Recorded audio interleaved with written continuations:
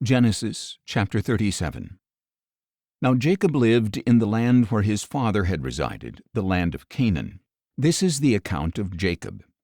When Joseph was 17 years old, he was tending the flock with his brothers, the sons of his father's wives Bilhah and Zilpah, and he brought their father a bad report about them. Now Israel loved Joseph more than his other sons because Joseph had been born to him in his old age. So he made him a robe of many colors. When Joseph's brothers saw that their father loved him more than any of them, they hated him and could not speak a kind word to him. Then Joseph had a dream, and when he told it to his brothers, they hated him even more. He said to them, "Listen to this dream I had. We were binding sheaves of grain in the field, and suddenly my sheaf rose and stood upright, while your sheaves gathered around and bowed down to mine." "Do you intend to reign over us?" his brothers asked. "Will you actually rule us?" So they hated him even more because of his dream and his statements. Then Joseph had another dream and told it to his brothers. "Look," he said, "I had another dream, and this time the sun and moon and 11 stars were bowing down to me." He told his father and brothers, but his father rebuked him and said, "What is this dream that you have had? Will your mother and brothers and I actually come and bow down to the ground before you?"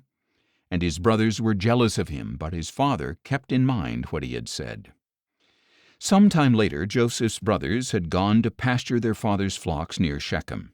Israel said to him, "Are not your brothers pasturing the flocks at Shechem? Get ready, I am sending you to them." "I am ready," Joseph replied.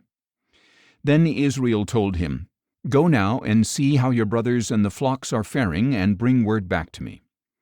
So he sent him off from the valley of Hebron.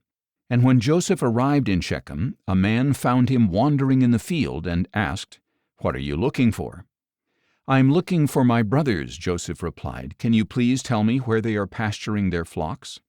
"They have moved on from here," the man answered. "I heard them say, 'Let us go to Dothan.'" So Joseph set out after his brothers and found them at Dothan. Now Joseph's brothers saw him in the distance, and before he arrived they plotted to kill him. "Here comes that dreamer," they said to one another. "Come now, let us kill him and throw him into one of the pits. We can say that a vicious animal has devoured him.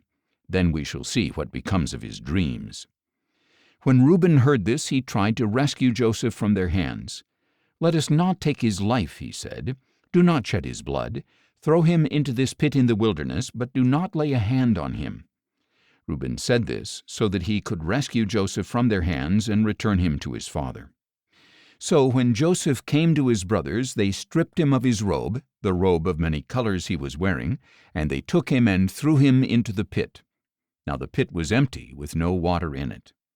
And as they sat down to eat a meal, they looked up and saw a caravan of Ishmaelites coming from Gilead.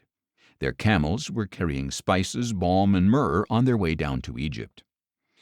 Then Judah said to his brothers, "What profit will we gain if we kill our brother and cover up his blood? Come, let us sell him to the Ishmaelites and not lay a hand on him, for he is our brother, our own flesh."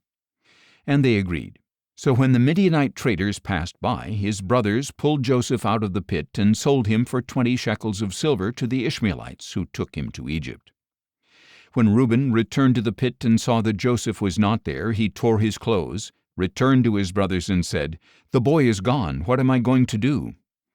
Then they took Joseph's robe, slaughtered a young goat, and dipped the robe in its blood. They sent the robe of many colors to their father and said, "We found this. Examine it to see whether it is your son's robe or not." His father recognized it and said, "It is my son's robe.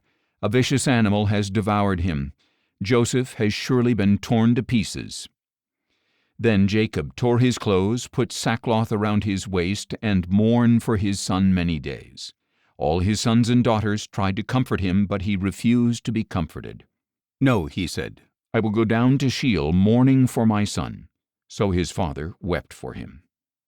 Meanwhile the Midianites sold Joseph in Egypt to Potiphar, an officer of Pharaoh and captain of the guard.